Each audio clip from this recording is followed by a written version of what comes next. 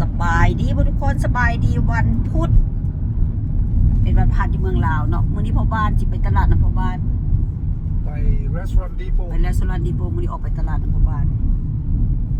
ซื้อของมาเข้าห้างซื้อของมาเข้าห้างก่อนจะไปซื้ออันนี้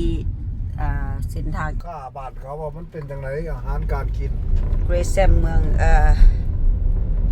ออกไปคากามัสออริกอน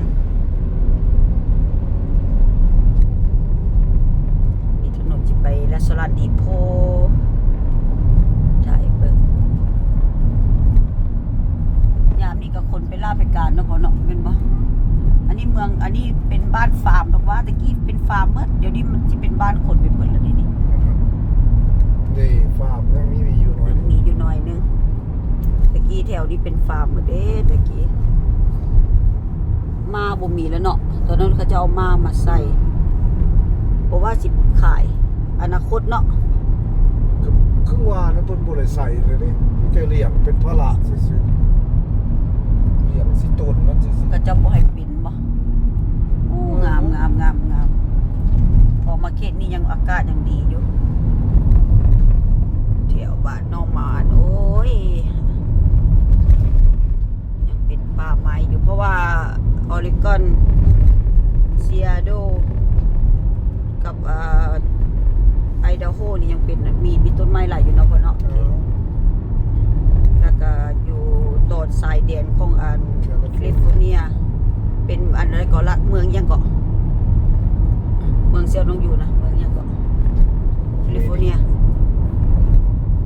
เฟสโนเขาจะเป็นเมืองฟาร์มถ้ามีโอกาสจะไปเลาะยังไม่ได้ไปอยากเทื่อน้องก็ได้มาเมืองอเมริกานี่ก็ได้มาแล้วก็เฮ็ดเวียกตลอดเดี๋ยวนี้ก็ยังเฮ็ดเวียกอยู่คนเราต้องได้สวายน้ำมันนั้นน้ำเบียกน้ำการเนาะอยู่ใส่ก็ได้เมืองอเมริกาก็บ่เฮ็ดเวียกบ่มีเวียกกันอยู่บ่ได้ทุกคนต้องมีหน้าที่เบิดเอาฟาร์มตรงนี้บ่ว้าวอันนี้ตะกี้เขาจะปลูกอย่างต้นแปะว่าบ่แม่นบ่ป่าไว้สิว่ะป่าไว้แล้วเขาเจ้าเฮ็ดจังไดอัน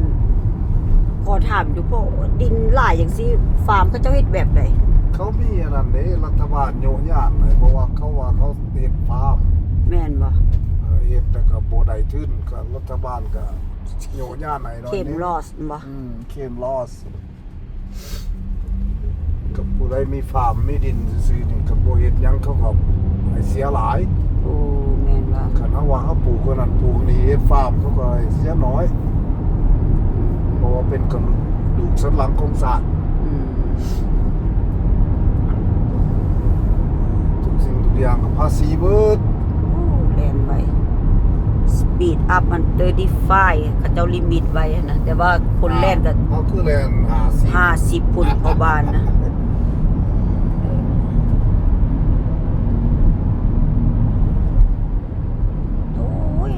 อากาศน้องมักได้อากาศครึมๆอย่างสิที่เข้าฤดูอันนั้นละเด้อฤดูฟอละฤดูใบไม้หล่นละฤดูฝนสิเข้ามาแล้วบัดนี้ช่วงฮาโลวีนช่วงนี้แม่นช่วงเด็กน้อยกำลังม่วนเพราะว่าจิได้ใส่ชุดคัสตัมชุดฮาโลวีนเด้สุดปีอันเดือนผีเดือนปีก็สิเว้ากับเดือนใส่ห่อข้าวห่อแล้วไปเด็กน้อยไปขอขนมมันมี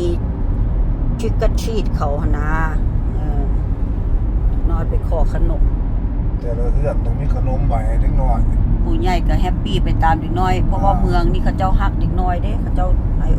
ผู้เฒ่าเด็กน้อยผู้หญิงเขาเจ้าให้ความสำคัญอันนี้แม่นเมืองอีหยังนี่คากามัสแม่นบ่ดิมัสเกตเนาะดิมัสเกตนี่มันเป็นเมืองน้อยๆตะกี้น้องก็ผ่านสิมาจากอันแซนดี้ลัดมาถนนนี่สิมามอ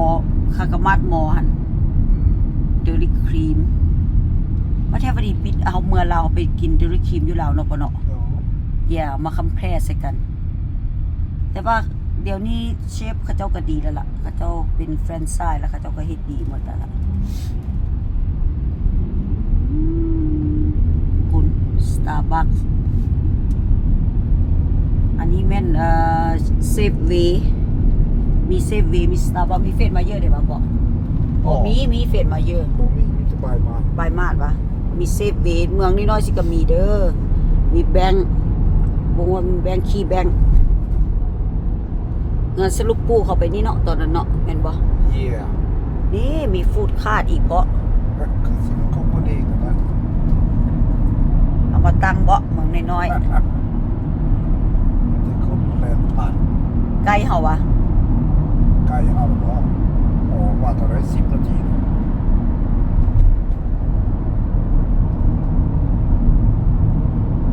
เมืองรัฐออริกอนนี่เป็นรัฐที่มีฟูดคาร์หลายที่สุดเพราะว่าเพิ่นให้เฮ็ดอยู่หมองเก่าบ่ได้ย้ายนะอยู่รัสเซียโดนี่เพิ่นยังได้ให้มีแต่ว่าเพิ่นให้ย้ายเพิ่นให้มูฟแต่อยู่นี่เพิ่นให้แบบเศร้าแล้วแต่เขาสิเดียวกับแลนด์ลอร์ดว่าแลนด์ลอร์ดสิให้เอาอยู่นอกจากแลนด์ลอร์ดสิขายแลนด์ขายที่หันจะค่อยได้ย้ายแต่ว่ากฎหมายอยู่รัฐเนียนเพิ่นให้มีซั่วเนาะมีน้ำเสียซีดีต้องคอนเนคชั่นกับซีดีเนาะเอาต้องอีกอย่างก็ต้องขึ้นกับเมืองขึ้นกับซีดียังดีอยู่เด้อฟาร์มเด้อ ข้างซ้าย Yeah